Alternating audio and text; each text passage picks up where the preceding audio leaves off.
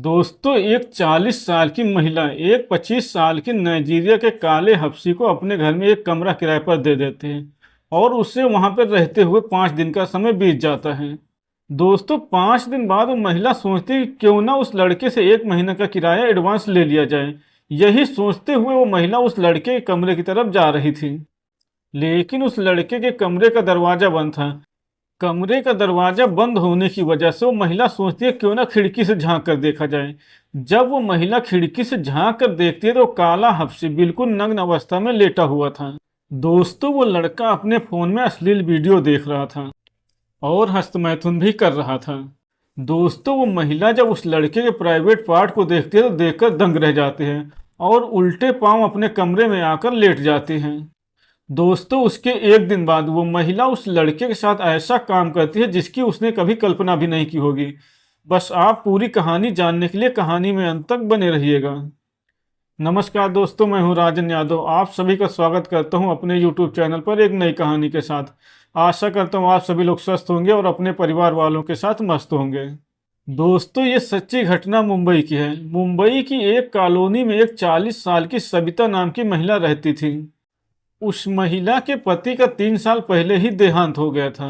उस महिला की एक बेटी भी थी, उसका नाम अंजू होता है। अंजू की उम्र लगभग 20 साल थी। सविता के घर में कई सारे कमरे थे जिनको वो किराए पर दिया करती थी और उनसे जो पैसे मिलते थे उसी से अपने घर का लालन पालन करती थी। दोस्तों, सविता अंजू की शादी के लिए लड़का तलाश कर रही थी और कुछ दिनों बाद उसे एक लड़का मिल जाता है। उस लड़के का नाम होता है रोहित। दोस्तों, सविता को रोहित पसंद आ जाता है, जिसके बाद सविता रोहित और अंजू का रिश्ता पक्का कर देते हैं। लगभग 3 महीने बाद दोनों की शादी हो जाती है। रोहित अंजू को दुल्हन बनाकर अपने घर ले जाता है। दोनों अच्छे से रह रहे थे। लगभग 1 महीने का समय गुजर जाता है, लेकिन 1 महीने बाद अंजू और रोहित से छोटी छोटी बातों पर झगड़ा होने लगता है। दोस्तों, एक दिन अंजू रोहित को छोड़कर अपने माँ के घर आ जाते हैं और अपनी माँ से बोलती है कि अब मैं रोहित के घर पे नहीं जाऊंगी। एक दिन सविता के घर में 2 कमरे खाली हो जाते हैं। इसके बाद सविता सभी लोगों से बताती है कि हमारे यहाँ 2 कमरे खाली हैं, कोई किराएदार आए तो हमारे यहाँ भेज दीजिएगा। इस तरह से लगभग 1 महीने का समय बीत जाता है। एक दिन अंजू अपनी माँ से बोलती है कि मैं 10-15 दिन के लिए बाहर घूमने जा रहे हूँ। उसके बाद अंजू अपना सामान पैक करके घूमने के लिए चली जाती हैं। दोस्तों, अगले दिन एक नाइजीरिया का लड़का जिसका नाम होता है कगिसो, उसकी उम्र लगभग 25 साल थी, वो सविता के घर पे आता है और बोलता है कि मुझे एक कमरा किराए पर चाहिए। सविता उसको एक कमरा किराए पर दे देते हैं और वो वहीं पर रहने लगता है। उस लड़के को वहां रहते रहते लगभग 5 दिन का समय बीत जाता है। एक दिन सविता सोचती है कि क्यों ना उससे 1 महीने का किराया एडवांस ले लिया जाए। यही सोचते सोचते सविता उसके कमरे की तरफ जा रही थी। दोस्तों, सविता जब उसके कमरे के पास जाती है तो देखती है कि उसके कमरे का दरवाजा बंद है। तो सविता सोचती है कि मैं खिड़की से ही बोल देती हूँ। लेकिन जब सविता खिड़की से झांक कर देखती है तो वो देखती है कि वो लड़का बिल्कुल निर्वस्त अवस्था में लेटा हुआ है और अपने फोन में कुछ अश्लील वीडियो चला रखी है। वो लड़का उन वीडियो को देख देख कर हस्तमैथुन कर रहा था। सविता जब उसके काले बड़े प्राइवेट पार्ट को देखती है तो उसके होश उड़ जाते हैं और वो आकर अपने कमरे में चुपचाप लेट जाती हैं। दोस्तों, सविता ने अपनी पूरी जिंदगी में इतना बड़ा प्राइवेट पार्ट नहीं देखा था। दोस्तों, अब सविता सिर्फ कगिसो के बारे में ही सोच रही थी। उसके अंदर काम वासना जाग चुकी थी। सविता 40 साल की खूबसूरत महिला थी, जो भी उसे देखता देखता ही रह जाता था। दोस्तों, वो पूरा दिन बीत जाता है। अगले दिन सविता छोटे छोटे कपड़े पहनती हैं और कगिसो की रूम की तरफ जा रही थी। दोस्तों, इसके बाद सविता कगिसो के कमरे के बाहर खड़ी होकर उसे आवाज देती है। जब कगिसो अपने कमरे का दरवाजा खोलता है तो वो देखता है कि मकान मालकिन उसके सामने खड़ी हुई है। सविता कगिसो से बोलती है, मुझे 1 महीने का किराया एडवांस दे दो। इसके बाद कगिसो बोलता है कि अभी मेरे पास पैसे नहीं है। ये सुनकर सविता मुस्कुराने लगती है। इसके बाद सविता बोलती है कि मैं तो मजाक कर रही थी। इसके बाद दोनों थोड़ी देर वहीं पे बातचीत करने लगते हैं और सविता कगिसो के साथ छेड़खानी करने लगती है। दोस्तों, जब सविता कगिसो के साथ छेड़खानी कर रही थी तो वो समझ जाता है कि सविता को क्या चाहिए। दोस्तों इसके बाद वो सविता को निर्वस्त्र कर देता है और उसे उठाकर अपने बेड पर ले जाता है। बेड पर ले जाने के बाद वो सविता के साथ शारीरिक संबंध बनाने लगता है।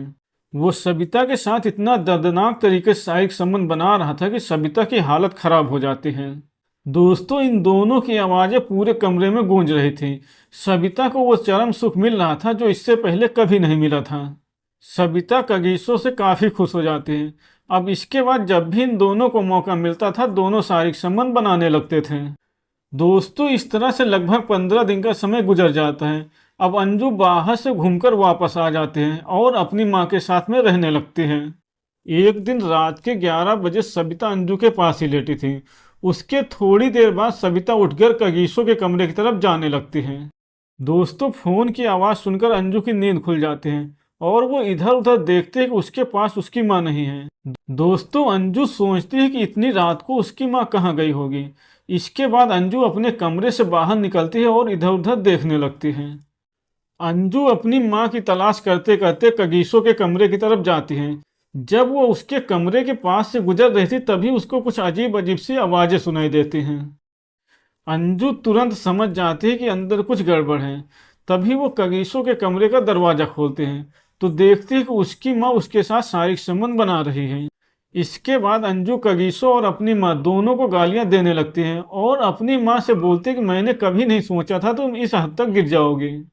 दोस्तों सविता अपनी बेटी को समझाने की कोशिश करती है लेकिन अंजू नहीं मानती और दोनों के बीच में झगड़ा बढ़ जाता है।